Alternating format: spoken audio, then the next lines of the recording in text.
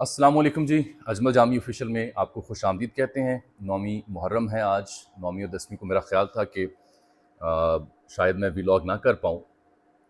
پوری دنیا میں مسلمان جہاں بستے ہیں وہ واقعہ کربلا کی وجہ سے، عظیم شہادت کی وجہ سے 9ویں اور 10ویں کا دکھ پالتے ہیں۔ اللہم صلی علی محمد و آل محمد۔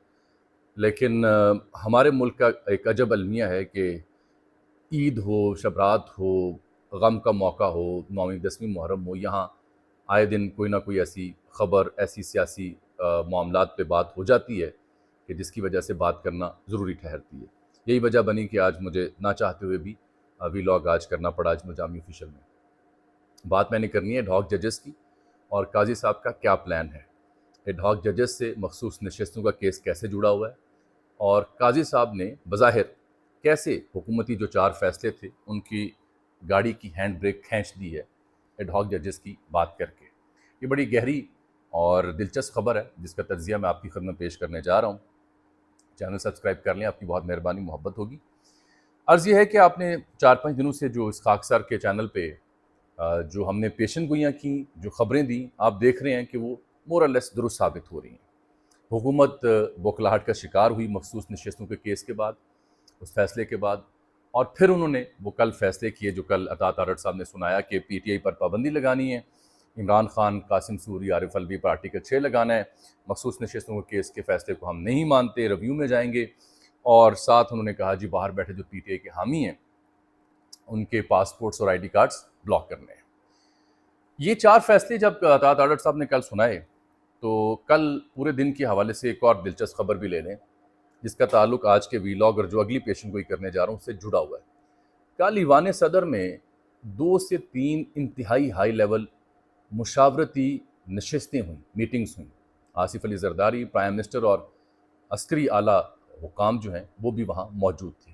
کم از کم 2 کی مجھے اطلاع ہے، ایک دن کے وقت اور ایک شام، لیٹ ایوننگ جسے ہم کہیں گے۔ تو یہ ایوان صدر میں کل کے فیصلوں کے بعد ملاقاتوں کا مقصد کیا تھا، اس میں کیا ڈسکشن ہو رہی تھی، یہ بھی آج کے ویلاگ سے جڑا ہوا ہے۔ بظاہر جو 4 فیصلے کیے حکومت نے، اس پر جو رد عمل آیا دنیا بھر سے بھی اور ملک سے بھی، وہ تھوڑا زیادہ تھا، اور یوں لگا کہ جیسے حکومت یہ 4 کام نہیں کر پائے گی اور کرنے جائے گی تو زیادہ انہیں ریٹیلیشن اور رد عمل دیکھنے کو ملے گا۔ اب جب آج سے قاضی صاحب نے 4 ایڈ ہاک ججز سپریم کورٹ میں انڈکٹ کرنے کا جو ان کی پریس ریلیز آئی، اس کی کھوج جب لگائی تو معلوم ہوا اصل میں حکومتی 4 فیصلوں کی جو گاڑی ہے اس کی ہینڈ بریک قاضی صاحب نے کھینچ دی، یہ 4 ججز کو ایڈ ہاک کے بیس پہ سپریم کورٹ میں لانے کے فیصلے سے۔ گو کہ 2 ججز نے حامی بھری ہے، میاں خیل صاحب نے اور طارق مسعود صاحب نے، اور جسٹس مقبول باقر انہوں نے ابھی رضامندی کا اظہار نہیں کیا۔ مشیر صاحب جو ہیں وہ بیمار ہیں، وہ انہوں نے انکار کر دیا۔ تو 3 ججز کی کنفرمیشن تو یہاں ہو رہی ہے، 17 ججز آلریڈی سپریم کورٹ میں ہیں، ان 3 کے آنے کے بعد یہ 20 کا فل کورٹ بنے گا۔ تو یہ اب آپ پوچھیں کہ ہینڈ بریک کیسے کھینچی ہے۔ ایوان صدر میں جو ملاقاتیں ہوتی رہیں، آرٹیکل 232 ہے پاکستان کے کانسٹیٹیوشن کا، میری خواہش ہے میرے دیکھنے والے اسے ضرور پڑھیں، اس میں ایمرجنسی لگانے کے حالات و واقعات، وجوہات اور طریقہ کار پہ آئین نے واضح لکھا ہوا ہے۔ یاد رہے کہ 2007 میں مشرف دور میں بھی ایمرجنسی لگی تھی چند ماہ کے لیے، اور ہمارے ہمسایہ میں اندرا گاندھی ایمرجنسی لگا چکی ہیں 2 برس کی 70s میں۔ وہاں 62 میں جو چائنا وار ہوئی تھی تب بھی ایمرجنسی لگی تھی، 71 کی جو جنگ تھی تب بھی ایمرجنسی لگی تھی، اور پھر انٹرنل ریزنز کی وجہ سے اندرا گاندھی نے ایمرجنسی لگائی تھی۔ تو میں بار بار آپ سے عرض کر رہا تھا کہ ایمرجنسی کے حالات پیدا ہو رہے ہیں کیونکہ گلشن کا کاروبار چل نہیں رہا۔ ایک شخص ہے مقبول ہے، جیل میں بیٹھا ہوا، بات ہی نہیں وہ سن رہا، اس کی مقبولیت میں بے پناہ اضافہ ہو رہا ہے، آپ اسے کنٹین نہیں کر پا رہے، عدالتی فیصلے آپ کے خلاف جا رہے ہیں، اکانومی کا بیڑا گرک مسلسل ہو رہا ہے، عوامی تائید آپ کے پاس ہے نہیں ہے، پیٹرول ڈیزل کی قیمتیں 10-10 روپے فی لیٹر مزید بڑھ چکی ہیں، اور آپ 4 فیصلے سنا کے سمجھتے ہیں کہ شاید حالات بہتر ہو جائیں گے، تو نہیں ہوں گے۔ اب ہوا یہ ہے کہ قاضی صاحب کو شاید یہ لگتا ہے کہ انہیں جو مخصوص نشستوں کا کیس ہے اس میں ان کے کچھ ساتھی ججز نے ان کے ساتھ ہاتھ کیے، اور پی ٹی آئی کے کچھ سینئر ترین رہنما وکلا یہ ڈرائنگ روم میں بیٹھ کے بھی یہ کہتے ہیں کہ کچھ ججز کا جو فیصلہ پی ٹی آئی کے حق میں ہے وہ ہمیں خود پڑھ کے حیرت ہوتی ہے کہ یہ کیا کہانی ہے۔ وہ کہ میرٹ اور معیار پہ دیکھا جائے تو نشستیں اسے ملنی چاہیے جس کو عوام نے ووٹ دیا ہے، ان کا تناسب ہی بنتا ہے، لیکن قانونی پہلوؤں سے گڑبڑ کہیں نہ کہیں ہوئی ہے۔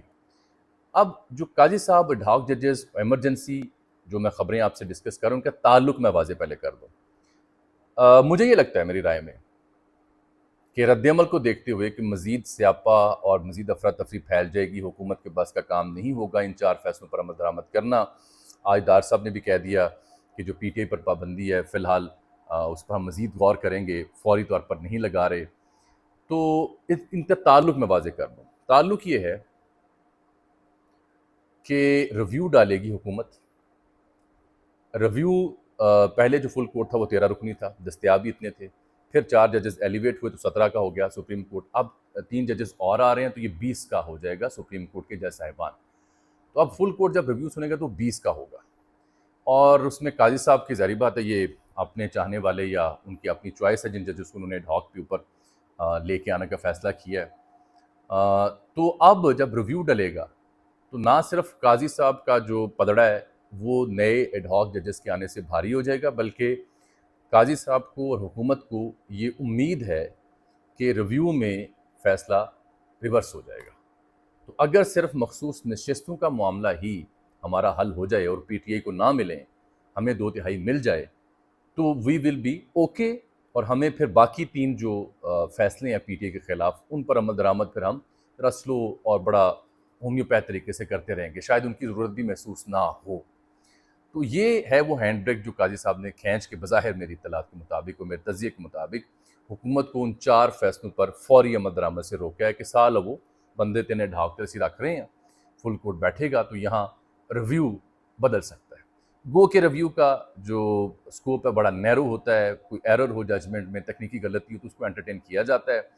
بظاہر تو یہی لگتا ہے کہ ریویو بدلنا مشکل ہوگا، لیکن جب یہ فل کورٹ بیٹھے گا تو جس طرح سے قاضی صاحب حرکت میں آئے، چیمبر ورک کر رہے تھے اور پھر ڈھاک ججز کے اوپر لے کے آئے، اس سے لگتا ہے کہ انہیں امید ہے کہ ہم یہ فیصلہ بدل سکتے ہیں، اور اس سے حکومت کو بھی ایک سایہ آف ریلیف ملے گا، 2/3 آ جائے گی، اور باقی جو پی ٹی آئی کے خلاف کارروائیاں کرنے کا جو امکان ہے، پلان ہے، وہ تھوڑا سست روی کا شکار ہو جائے گا، تاکہ اس سے فائدہ یہ ہوگا کہ مزید رد عمل نہ آئے، مزید ہماری ساکھ مجروح نہ ہو۔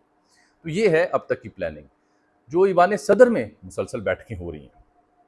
میرا ایک جملہ آپ یاد رکھیں، آئی مائٹ بی رانگ، حالات نہ سنورے، قابو میں نہ آئے تو ایوان صدر اس لیے بیٹھا جا رہا ہے کہ صدر کے کہنے پر آرٹیکل 232 کے تحت ایمرجنسی کا نفاذ ہوتا ہے۔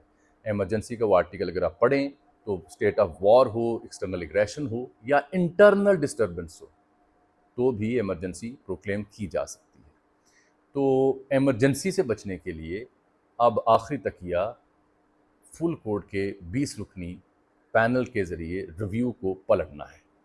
اگر نہ پلٹا گیا ریویو تو پھر آپ دیکھیں گے کہ معاملات ایمرجنسی کی جانب جائیں گے۔ فی الحال تھوڑا سا سپیڈ بریکر لگا حکومت کے آگے ایڈ ہاک ججز سے اور قاضی صاحب کے اس فیصلے سے، اس پلان سے کہ لو لیٹس ٹرائی اندر ٹائم، میری انڈرسٹینڈنگ ہے۔ ادروائز ایمرجنسی کے لیے ادارے ہوں یا سیاسی قیادت ہو، انہوں نے سر جوڑ رکھے ہیں، because they are left with no other option, and itself speaks volume how defeated they are.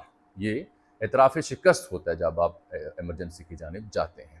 آنے والے دن مزید گدلے ہوں گے، مزید انسرٹینٹی ہوگی، اور جو پلان ہے ایمرجنسی کا اس کے قریب جاتے ہوئے آپ دیکھیں گے سرکار کو، وقت کو، اس بیچ میں اگر فل کورٹ جلدی سے اس کی پروسیڈنگ کر لیتا ہے تو معاملہ رک سکتا ہے۔ لیکن اس سب سے جیل بیٹھے شخص پر کیا اثر پڑے گا؟ کوئی اثر نہیں پڑے گا۔ He wants them to expose, وہ چاہتا ہے کہ حکومت ہو، اسٹیبلشمنٹ ہو، یہ ہر وہ کام کر گزریں جس کے کرنے سے ان کی ساکھ مزید مجروح۔ جانے سے پہلے میں اہلیان کراچی کو خبر دینا چاہتا ہوں کہ ڈان میں خبر چھپی ہوئی ہے، میں نے ٹویٹ بھی کی ہے، جو پیکٹ میں پیک سلانٹیز اور چپس اس طرح کی کچھ چیزیں ہیں، 11 آئٹمز ہیں، وہ کھانے سے پرہیز کریں کیونکہ ان کو سندھ فوڈ اتھارٹی نے مضر صحت قرار دیا ہے۔ بچے عموماً سٹورز پہ جاتے ہیں، ایسی دیدہ زیب پیکنگ کو دیکھ کے سنیکس لے لیتے ہیں۔